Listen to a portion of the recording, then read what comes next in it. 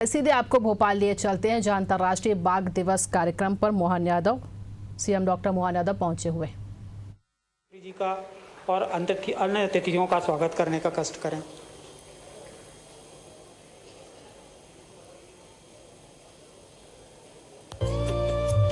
शुभं कुरुत्वं कल्याणं आरोग्यं धनसम्पदः। शुभं कुरुत्वं कल्याणं आरोग्यं धनसम्पदः। शत्रुबुद्धिविनाशाय दीपज्योतिर्नमोऽस्तुते। दीपज्योतिर्नमोऽस्तुते। दीपज्योतिर्परब्रह्म दीपज्योतिर्जनार्दनः। दीपज्योतिर्परब्रह्म दीपज्योतिर्जनार्दनः। दीपो हरतु मे पापं सन्ध्यादीपनमोऽस्तुते।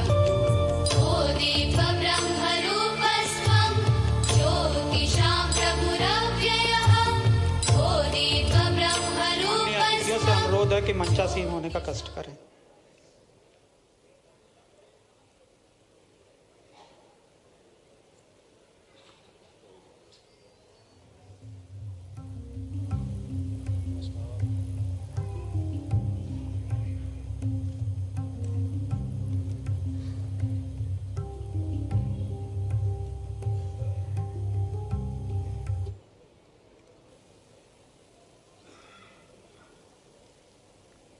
मंच पर आसीन सभी अतिथियों का एक बार स्वागत है और स्वागत की इस बेला में सर्वप्रथम मैं श्री अशोक वर्णवाल जी अपर मुख्य सचिव वन से अनुरोध करूंगा कि तुलसी का पौधा देकर माननीय मुख्यमंत्री जी का स्वागत करने का कष्ट करें।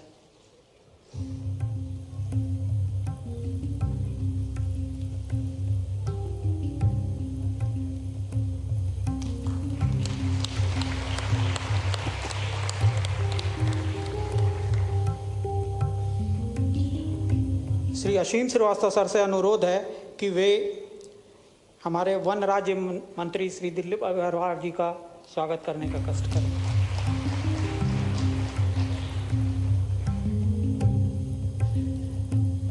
श्री सुब्रंजन सिंह सर से अनुरोध है कि वे श्री रामेश्वर शर्मा जी का स्वागत करने का कष्ट करें।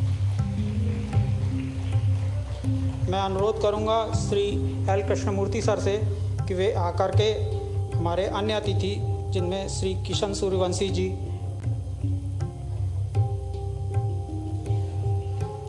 एवं मंच पे आसीन भाजपा जिला अध्यक्ष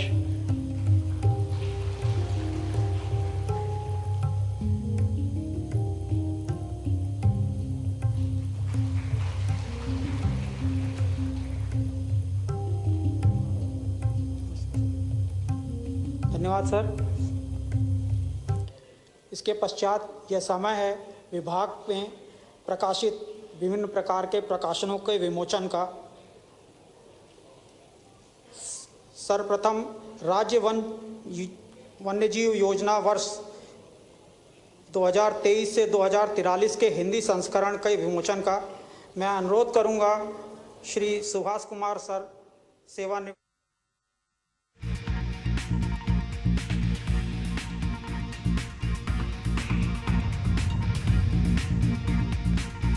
भोपाल से सीधी तस्वीरें आप देख रहे हैं, जहां आज अंतर्राष्ट्रीय बाघ दिवस कार्यक्रम रखा गया है और इस कार्यक्रम में सीएम डॉक्टर मोहन यादव भी पहुंचे हुए हैं। कुशाभाऊ ठाकरे सभागार में कार्यक्रम का आयोजन किया गया है और सीएम डॉक्टर मोहन यादव इस कार्यक्रम में पहुंचे हुए हैं। तस्वीरें आपके सामने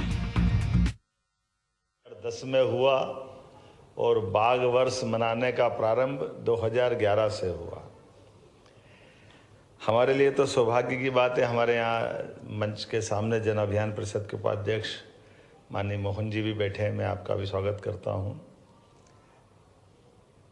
कुछ चीज़ें बड़ी जोरदार है हमको समझने के लिए। मैं बाघ को हमेशा एक रूप में भी इस नाते से भी देखते हैं कि जाने अनजाने हमारे जंगल के राजा को इसकी उपाधि क्यों नहीं मिल पाई है कि ये हमारे लिए थोड़ा सा अलग प्रकार का अनुभव। जंगल का राजा लायन को बोलते हैं। मैं वर्णवाल जी से पूछ भी रहा था और वर्णवाल जी से ये भी जानना चाह रहा था और कुछ कुछ तो बातें की भी है।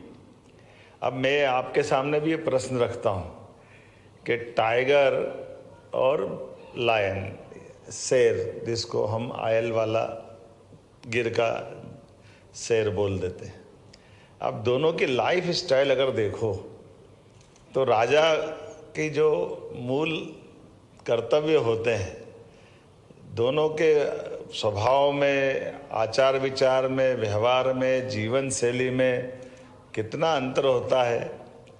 टाइगर हमारा अपनी दिनचर्या सवेरे से लेके जो उसका सायंकाल से लेके पूरी रात अपना पूरा एरिया की चौकसी वो खुद करता है। अपना जहाँ उसकी टेरिटरी है, अकेला अपनी दबंगई के साथ 35-40 किलोमीटर का, 50 किलोमीटर का जो उसका एरिया है, और मेरे राज्य के अंदर कोई घुसा तो नहीं है, घुसा तो निपटने का दम भी रखता है और अपने शिकार को भी खुद अपने बलबूते पर पाता भी है, शिकार करता भी है और शिकार का आनंद लेता है। और अपनी जो टाइग्रेस है उनके भी 14-15 किलोमीटर में एक एक इलाके में उनका अपना जीवन यापन के लिए 2-3-4 उनका अपना कैंपस डिसाइड करता है। अब इसके उलट जिसको राजा कहते हैं वो क्या करता है? वो राजा तो अपने झुंड में रहता है और झुंड में रह करके थोड़ा आलसी भी रहता है। उसकी टाइग्रेस, वो लायन की जो फीमेल है वो शिकार करेगी और ये जब शिकार आ गया हाथ में तो जाके खाने के लिए नंबर 1 का नंबर लगाएगा। तो एक जीवन में तो कभी कभी ये भी प्रश्न आता है कि वो मेहनत तो कर भाई, तू, तेरे को अगर राजा बनाया तो अब वो तो मालूम नहीं उसको राजा बनाया कि नहीं बनाया, हम क्यों उसको राजा मान रहे, ये आज तक समझ में नहीं आया। हम तो नंबर अपने टाइगर को दें। दोनों की जीवन शैली का अंतर तो है समझने का, इसमें तो हमको समझ में आ रहा ना कि, और उसकी बात कई सारी, कोई किंवदंती बोलता है, कोई सही है कि मालूम नहीं, कोई तो सही बात भी बोलता है कि बाघ के पास परमात्मा ने एक गुण और भी दिया है कि वो अपना डीएनए भी पहचानता है। ऐसा अपने इस झुंड के माध्यम से जब कभी कोई कारण से किसी झुंड का टाइगर काल कवलित हो गया तो वो जब मादा उसके पास आएगी तो या तो बच्चों को छोड़ छाड़ के आएगी या वो अपने लिए उसका जीवन समाप्त हो गया मानते हुए आती है, क्योंकि उसको नया परिवार बसाना है। तो ये जो अपने स्वाभिमान के साथ जीने की कई सारी चीज़ों से एक राजा होने का जो जंगल का एक तमगा पाता है, उसकी जीवन शैली में भी हम आनंद के साथ देखें। लेकिन चलो ये लंबी कहानियाँ बाद में कभी करेंगे। आज तो नाग पंचमी की भी बधाई, और ख़ासकर इस नाते से आप सबको बधाई दे रहा हूँ कि हमारे राज्य ने चुनौती के रूप में 200% से ज़्यादा अपने पास 200, 250, 250 टाइगर बचे थे और आज 800 से ऊपर गिनती कर रहे हैं। ये हमारे लिए गिनती का भी जब आंकड़ा मिलेगा तो और आगे बढ़ेगी। और टाइगर के लिए देखो, और ये भी आदर्श है, ये कई रिसर्च करने वाले करें जिनको करना है, कि आमतौर पे टाइगर के लिए उसका जो टेरिटरी का इलाका 40-50 किलोमीटर चाहिए, लेकिन ये हमारे भोपाल के पास का तो ऐसा हो गया जैसे हमारा भाई हो गया। वो उसके जीवन में बदलाव करते हुए 25-30 किलोमीटर में जीवन पूरा निकाल रहा है। दुनिया के लिए आश्चर्य हो सकता है 15-20 किलोमीटर में कोई टाइगर कैसे रह सकता है। और टाइगर ऐसा अच्छे से रहता है कि कई बार दिन में मनुष्य घूमते, रात में टाइगर उस सड़क से घूमता है, दोनों में फर्क ही नहीं, आनंद के साथ घूमता है। ऐसे इतने नज़दीक में टाइगर अभयारण्य अगर कहीं बना है तो ये हमको गर्व है कि हाँ, भोपाल हमारे लिए वो सबसे ज़्यादा कई कारण से बहुत महत्व का शहर भी है, जिसके भरोसे से हम अपनी वन्य प्राणियों के प्रति प्रेम का भी, लालित्य का भी ये एहसास कराते हैं कि हाँ, हम सह-अस्तित्व की भावना में विश्वास करते हैं।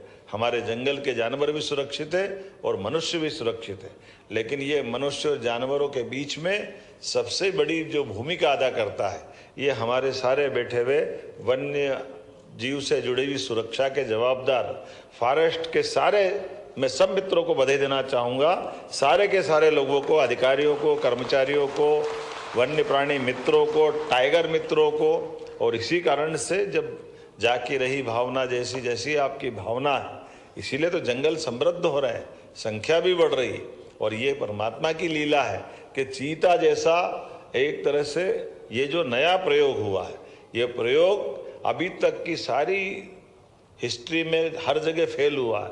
अगर पास हुआ तो हमारे फॉरेस्ट डिपार्टमेंट के माध्यम से मध्य प्रदेश सरकार के यहाँ पर ये प्रोजेक्ट सफल हुआ है और यशस्वी प्रधानमंत्री के माध्यम से ये जो एक नया एक दौर आया है, जिस दौर के बलबूते पर अब हमारा जंगल समृद्ध हुआ है वन्य प्राणियों की इस आभा से भी। इसलिए हमने भी निर्णय किया कि लगातार अपने वन्य प्राणी अभयारण्य की भी संख्या बढ़ना चाहिए। इसलिए हमने रातापानी अभयारण्य को बना करके ये 8वां रातापानी अभयारण्य और 9वां माधव नेशनल पार्क, जब रातापानी को डॉक्टर वाकणकर जी का नाम दिया और इसके माध्यम से हमने वो अपने गौरवशाली अतीत को भी जीवंत किया, जिसके कारण से वाकणकर जी ने बड़ी तपस्या की थी। एक अलग प्रकार का उनका चित्रकला का उस भीमबेटका की जो उनकी अपनी यूनेस्को की साइड है उस तरह से भी, और दूसरे कारण से भी हमारा अपना जिस प्रकार का पर्यटन के साथ भी हमने फॉरेस्ट को जोड़ने का प्रयास किया है कि जब दुनिया के अंदर लोग इसकी जिज्ञासा से आते हैं तो उनकी व्यवस्था भी, उनकी सुविधा भी, लेकिन आपके नियम कायदे भी, दोनों में समाज, दोनों को कोई डिस्टर्ब नहीं करते हुए एक दूसरे की सीमा मर्यादा में जितना अच्छा हो सकता है वो जरूर करने का प्रयास करें। जब ये चीता प्रोजेक्ट की बात कर रहे हैं तो कितने आए थे? 20 आए थे और अपने पास में कुछ घटनाएं हो गई, स्वाभाविक रूप से वो तो होता ही है। बड़ा हाय हाय मच गई, पता नहीं क्या हो गया क्या हो गया। अरे भैया 20 आए थे, 28 गिन लो अभी हाल अपने पास है ही सही। और अभी हाल ये जो आंकड़ा आया है, कभी तो प्रयोग करने पे हिम्मत रखो, कभी तो डरा मत इतने कि क्या हो गया क्या हो गया। अब तो मुझे बता रहे थे ACS वर्णवाल जी की बाढ़ की नदी में हमारी चीता फीमेल उसके बच्चों के साथ शानदार तरीके से तैर के इधर से उधर निकल गई। ये हमारी टीम ने जो रिपोर्ट दी है, अर्थात सब मौसम में सब प्रकार से वो जिंदगी के फलसफे ही सीख रहे हैं और उनके अपनी ज़िंदगी की इस दौड़ में वो सफल होते दिखाई दे रहे हैं।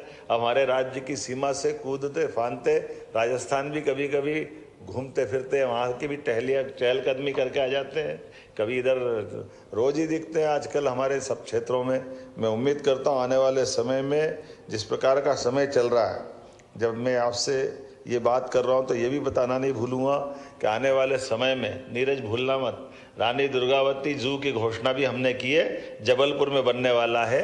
ये हमने एक निर्णय लिया है, एक उज्जैन में भी बनने वाला है और इसके माध्यम से केवल जू नहीं, असली अर्थ में वो रेस्क्यू सेंटर है। हमारे सभी क्षेत्रों के अंदर वन्य प्राणी की जान बचाने का हमारा अपना काम है। इसलिए ये जितने प्रकार के रेस्क्यू सेंटर आप और बना सकते हो, सरकार आपके साथ है, बिल्कुल कोई संकोच नहीं है। जो खर्चा लगेगा हम देने को तैयार हैं। इन व्यवस्थाओं के आधार पर हर वो चीज़ें जो फॉरेस्ट डिपार्टमेंट चाहेगा सदैव आपको उपलब्ध कराई जाएगी। आप आगे बढ़ो, हम आपके साथ हैं। मेरी अपनी ओर से बधाई, बहुत बहुत धन्यवाद।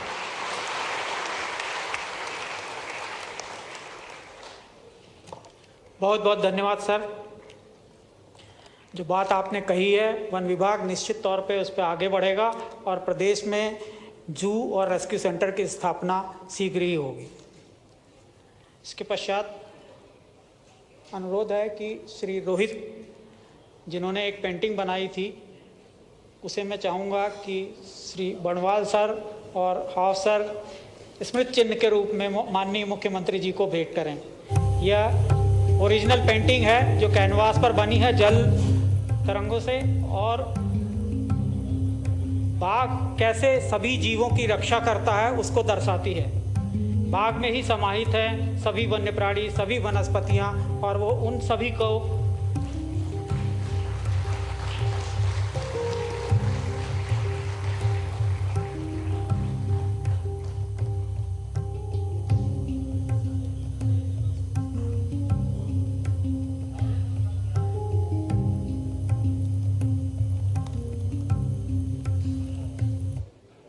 इसके पश्चात मैं सुब्रजन सिंह सर से अनुरोध करूंगा कि वन राज्य मंत्री जी को भी इसकी एक प्रतिकृति भेंट करके इस कार्यक्रम की याद को चिरस्थायी बनाएं।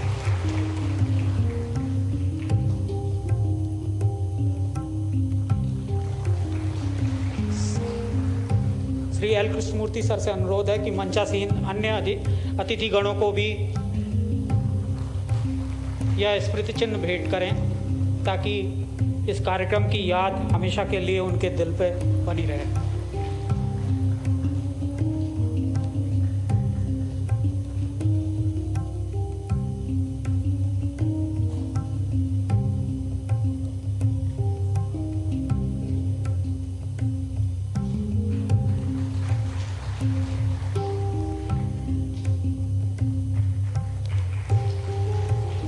कार्यक्रम के अंत में मैं श्री एल कृष्णमूर्ति अपर प्रधान मुख्य वन संरक्षक वन्य प्राणी जी से अनुरोध करूंगा कि वे officially vote of thank propose करें। Thank you. अंतर्राष्ट्रीय बाघ दिवस के राज्य स्तरीय कार्यक्रम में पधारे मुख्य अतिथि मध्य प्रदेश के यशस्वी परम आदरणीय मुख्यमंत्री माननीय डॉक्टर मोहन यादव जी का मैं सर्वप्रथम अपने ओर से और प्रदेश की वन विभाग की ओर से हृदय से आभार व्यक्त करता हूं। इस कार्यक्रम में आज की आपकी गरिमामय उपस्थिति ने न सिर्फ इस कार्यक्रम को शोभा बढ़ाई बल्कि सुदूर स्थलों से रहकर दिन रात वनों एवं वन जीवों के संरक्षण के लिए कार्यरत प्रत्येक वन अधिकारी और कर्मचारी, समिति सदस्यों एवं पर्यावरण प्रेमियों को उत्साहित किया गया और मुझे विश्वास है कि वे आप दुगने उत्साह एवं ऊर्जा के साथ वनों की एवं वन्यजीव संरक्षण इस महत्वपूर्ण कार्यक्रम को आगे बढ़ाएंगे। कार्यक्रम के पधारे माननीय श्री दिलीप अहिरवार जी, राज्य मंत्री वन एवं पर्यावरण महोदय, आपने आज इस कार्यक्रम में पधार कर हमें संबल प्रदान किया है, इसके लिए मैं आपका हृदय से धन्यवाद देता हूँ, आभार व्यक्त करता हूँ। आज की इस कार्यक्रम में उपस्थित माननीय श्री रामेश्वर शर्मा जी, विधायक हुजूर, माननीय श्री किशन सूर्यवंशी जी, नगर निगम अध्यक्ष, माननीय श्री रविंद्र यति जी, भाजपा जिला अध्यक्ष, माननीय नीरज सिंह ठाकुर जी, वर्गीय विधायक, आप सभी को मैं आभार व्यक्त करता हूं। आज इस कार्यक्रम में उपस्थित रहकर हमें गौरवान्वित किया गया। मंचासीन आदरणीय श्री अशोक बर्नवाल, अपर मुख्य सचिव वन, असीम श्रीवास्तव सर, प्रधान मुख्य वन संरक्षक एवं वन बल प्रमुख, आदरणीय सुब्रजन सेन, वन PCC ऑफ वाइल्ड लाइफ, मैं आप सभी को हृदय से धन्यवाद देता हूं। मैं धन्यवाद ज्ञापित करता हूं कार्यक्रम में उपस्थित समस्त गणमान्य नागरिकों का, वन्य जीव संरक्षण में समर्पित सभी सेवारत एवं सेवानिवृत्त वन अधिकारियों का, टाइगर रिजर्व में से पधारे अधिकारी कर्मचारियों का, सुदूर अंचलों से पधारे वन समितियों का, पर्यटन से कार्यरत सभी गाइड्स, सभी पर्यटक कर्मी, अशासकीय संस्था, स्कूल विद्यार्थियों, मीडिया कर्मियों एवं इस सभी नागरिकों को मैं आभार व्यक्त करता हूँ।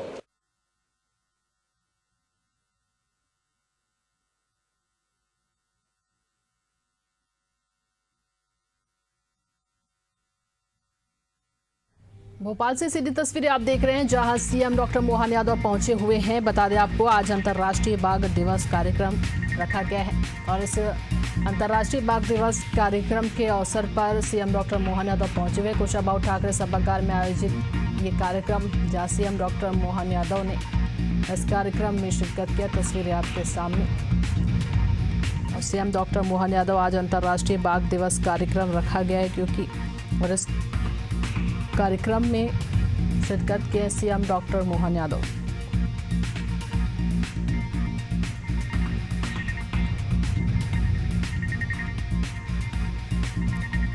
भोपाल से ये सीधी तस्वीरें। अंतर्राष्ट्रीय बाघ दिवस पर आज अलग अलग जगहों पर राज्य स्तरीय कार्यक्रम रखा गया है। सीएम डॉक्टर मोहन यादव आज इस कार्यक्रम में शिरकत करने के लिए पहुंचे हुए हैं। बता दें आपको, वन्य जीवों के परिवहन के लिए तीन वन्य जीव चिकित्सक वाहन और 2 डॉग स्क्वाड वाहनों का भी सीएम डॉक्टर मोहन यादव ने लोकार्पण किया है आज।